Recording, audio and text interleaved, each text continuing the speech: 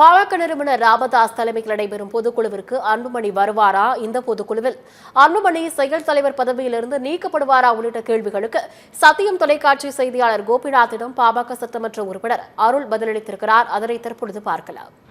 விழுப்புரம் மாவட்டம் மத்திய மாவட்டத்துடைய பாட்டாளி மக்கள் கட்சியினுடைய மாநில பொதுக்குழு இன்று சிறப்பு பொதுக்குழு நடைபெற உள்ளது. தற்பொழுது நம்மளிடம் சேலம் மாவட்டம் எம்எல்ஏ அருள் இருக்கார். நம்மளிடம் அவர்கிட்ட நம்ம அந்த பொதுக்குழுவை பற்றி நம்ம கேட்போம். சார் சொல்லுங்கள் சார், பொதுக்குழு ஏற்பாடு எப்படி இருக்குது, என்னென்ன? பாட்டாளி மக்கள் கட்சியினுடைய மாநில சிறப்பு பொதுக்குழு இன்றைக்கு நடைபெறுகிறது. இந்த கூட்டத்திற்கு 4000 பேர்த்துக்கு, அதாவது பொதுக்குழு உறுப்பினர்கள், சிறப்பு அழைப்பாளர்களுக்கு அழைப்பு அனுப்பப்பட்டிருக்கிறது. பதிவு தபாலில் அழைப்பு அனுப்பப்பட்டிருக்கிறது. இங்கே இப்போ வருகை பதிவோடு பார்த்தா சொல்ல முடியும் அவ்வளோ பேர் வந்திருக்காங்கன்னு.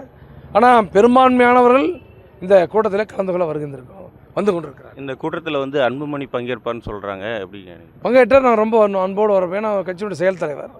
அவர் வருவது என்பது நாங்கள் ரொம்ப ஆவலோடு அவரை வரவேற்போம். ஏற்பாடுகள்லாம் எப்படி இருக்குது? எவ்வளோ பேர் வாகனத்தில் வந்திருப்பாங்க? இப்போ பொதுக்குழு உறுப்பினர்னா ஐயா அவர்கள் தலைமையில் நடக்கிறது. இங்கே பொதுச் செயலாளர், நான் இணை பொதுச் செயலாளர் உள்ளிட்ட மாவட்ட செயலாளர், மாவட்ட தலைவர், மாநில பொறுப்பாளர்கள், ஒன்றிய தலைவர், செயலாளர், பொருளாளர் வரைக்கும் பொதுக்குழு உறுப்பினர்கள். இதுக்கு மேலே எங்கள் வன்னியர் சங்க பொறுப்பாளர்கள் சிறப்பு அழைப்பாளராக அழைக்கப்பட்டிருக்கிறார்கள். மொத்தம் 4000 பேர். அது அவங்களுடைய வசதி தகுந்த மாதிரி வாகனத்தில் வர்றாங்க. சுமாராக இந்த பொதுக்குழுவில் எவ்வளோ பேர் இருப்பாங்கன்னு நினைக்கிறேன்? 4000 பேர் அனைத்து பொதுக்குழு உறுப்பினரும் கலந்து கொள்ள வேண்டிய எதிர்பார்க்குறோம். அனைவரும் கலந்து கொள்ளலாம். 100% அட்டண்டன்ஸ் இருக்கும். அதுவும் 10% வராமல் போகிறது தவிர்க்க முடியாது தானே. இதில் முக்கியமான தீர்மானமாக என்ன எடுப்போம்னு நினைக்கிறீங்க? தீர்மானம் என்பது கூட்டத்தில் தான் தெரியும். கூட்டத்தில் தான் படிப்பாங்க. படிக்கும் பொழுது அதுக்கு அங்கீகாரம் தருவதும் அதை மறுப்பதும் இந்த பொதுக்குழுவுக்கு அதிகாரம் இருக்கிறது. மருத்துவர் ஐயா அவர்களுக்கு அதையும் தாண்டி உச்சப்பட்ட அதிகாரம் இருக்கிறது.